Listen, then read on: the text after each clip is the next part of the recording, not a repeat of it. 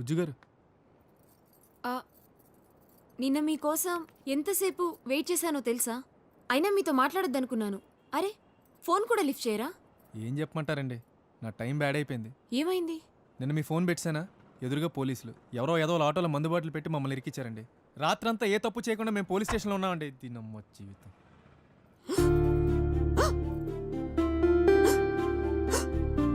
ఏమైందండి ఉజ్జు గారు?